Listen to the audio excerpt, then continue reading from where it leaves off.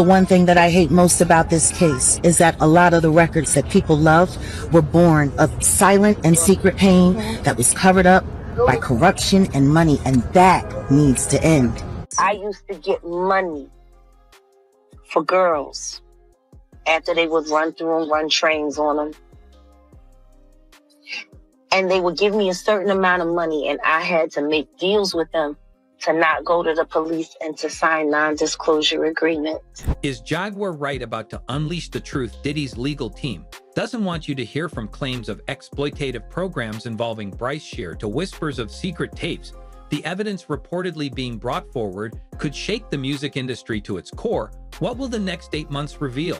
When we pulled up in front of Danny's house to film, I remember when that started. Walking down Hudson, passing by the corner late right there at the Holland Tunnel, where I used to drive up from Philly every week, Black Lily Root School, Rich Nichols, and heading out there, getting into that club, and me building my name, showing up the first couple of weeks, and only 15, 20 people show up. And a month later, there's a line down the street. 3 months later, there was a line around the corner. And it's funny because sometimes I would pull up, we would jump out, and I would have my hoodie on, always hiding in plain sight. And I woke up like, yo, what's this line for? What y'all, man, we trying to get into the Lily, man. We trying to get into the Lily. Yeah, we going to Black Lily. Oh, for real, who playing? Man, we here to see the Jaguar. Just memories like that. Being out Flatbush, out 125th and St. Nick. Like I remember being running those streets, and now here I am, a woman coming back to correct everything that was wrong when it was my turn. Jaguar Wright. Jaguar, can I just ask, is this day overdue? Of course it is. And we're just getting started. I do believe there's going to be a lot of curveballs. I do believe there's going to be a lot of interesting things. And what I will say is, be vigilant. We're getting started. Is this a reckoning for the music industry? Oh, it needs to be. And if it wasn't, I hope my presence starts that. Thank you so much, Rob. Yes. Okay, check it. Picture mentalization. So, what are we going to expect today? What's going to be? Which witnesses do you think going to be today? I hope Cassie gets to go first. She's pregnant, and there's got to be a lot of stress around this for her. So I hope they get her out of here first. Did Jaguar Wright just become the ace up the prosecution sleeve as reports surface of her involvement in Diddy's high-profile case? People are now questioning whether this is the moment the music mogul faces his biggest challenge yet. Wright, well known for her controversial statements about the entertainment industry, has never shied away from naming names or making allegations that others fear to even whisper. But it's not just her words making waves this time, it's the evidence she's reportedly brought forward. There's talk of secret tapes handed over by Wright to prosecutors that could potentially unravel a series of alleged events linked to Diddy.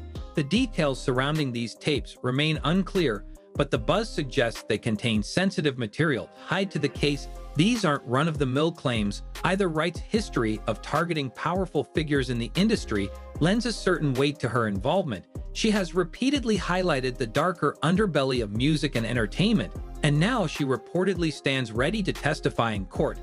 The question is, what could be on those tapes? Are we talking about direct, undeniable proof, or is this another instance of hearsay, trying to clear the high bar of admissible evidence or allegations, which she's made both publicly and to authorities? Reportedly paint a damning picture of Diddy's role in an exploitative system Wright has long spoken about.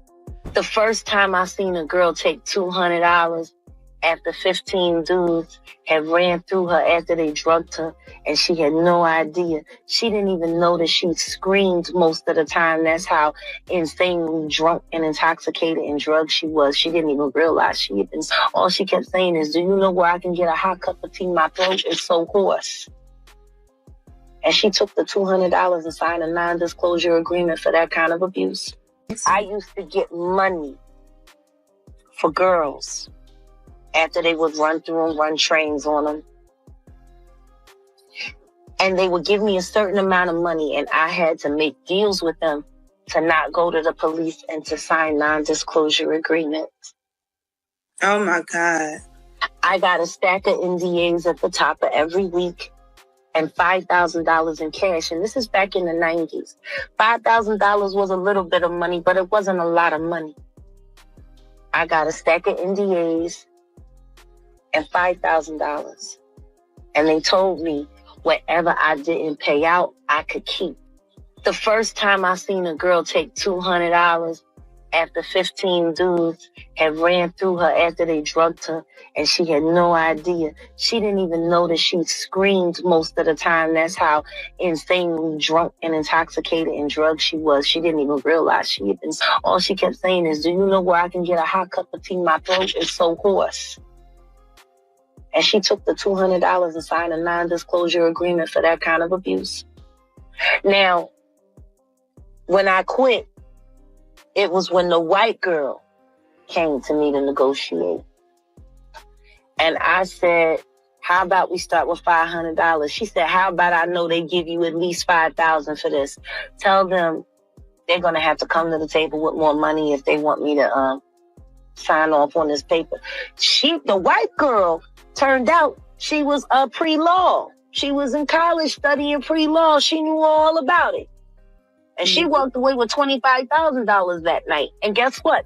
Of all of the women that I paid off while I worked for this particular crew, she got the most money. And it was the black girls that accepted the least amount of money. I actually ran out of cash one time, and I couldn't find anybody with petty cash to go get more money to pay off more girls. And those girls accepted backstage passes at the next concert instead. Oh my God. After being viciously raped, after 15 dudes had ran through her after they drugged her, and she had no idea. She didn't even know that she screamed most of the time. That's how insanely drunk and intoxicated and drugged she was. She didn't even realize she had been. All she kept saying is, do you know where I can get a hot cup of tea? My throat is so hoarse. What she views as unchecked abuses of power across the industry.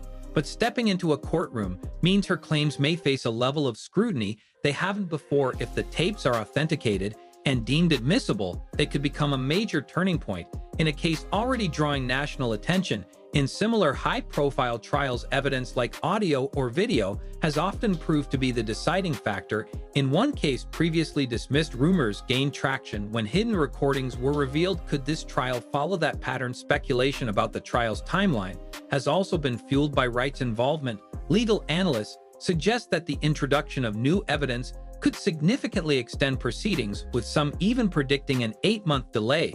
This could stretch the public and legal scrutiny of figures like Diddy, dragging questions about his influence into the spotlight for an extended period.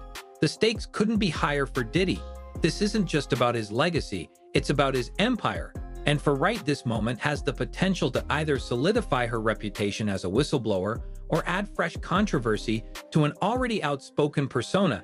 If proven powerful enough, Wright's testimony and the alleged evidence could mark what some are calling a Hollywood reckoning, a moment of accountability for an industry long plagued by silence. But the story takes several layers of complexity from here, starting with one of the most revealing elements in this case, Bryce Shear, and his experiences in Diddy's reported mentorship program.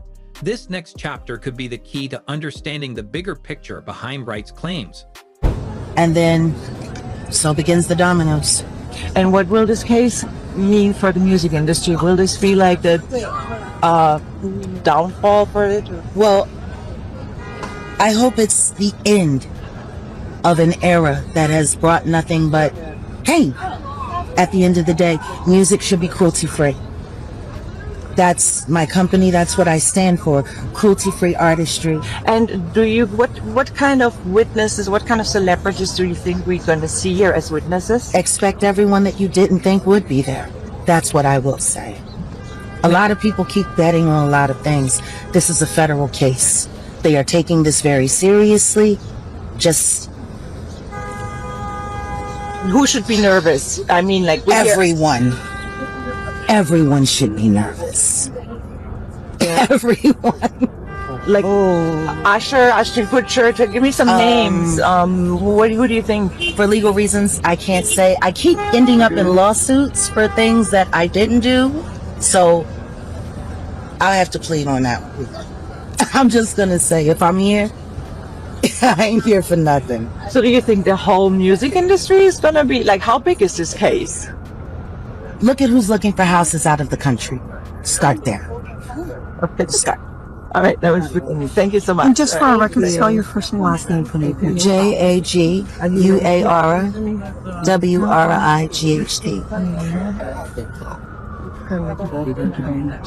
Thank you so much.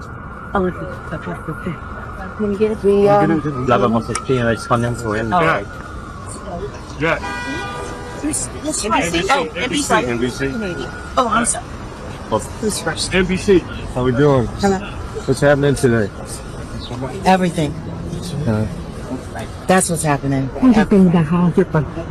What started as a mentorship program promising young talents a path to success has now been described as something much darker, mentored by both Diddy and Will Smith. Bryce Shear, a name that's gained traction in this groundbreaking case, was one of those young individuals brought into the program. On the surface, it seemed like an opportunity of a lifetime, a chance to learn from and work with some of the most powerful figures in entertainment. But beneath the glimmering promises, Jaguar Wright claims a much grimmer reality existed.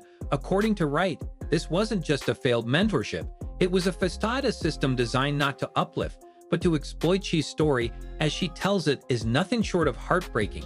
She alleges that he was passed around between industry insiders, used in ways that left him broken and soulless. These are heavy accusations, not unusual in Wright's history of bold claims, but now they intersect with a larger legal battle against Diddy. The details reportedly include Shear being subjected to degrading situations. While no concrete evidence has yet been made public, the weight of these allegations adds another layer of intensity to the case. The accusation that the program functioned as a cover for exploitation isn't without precedence in entertainment history.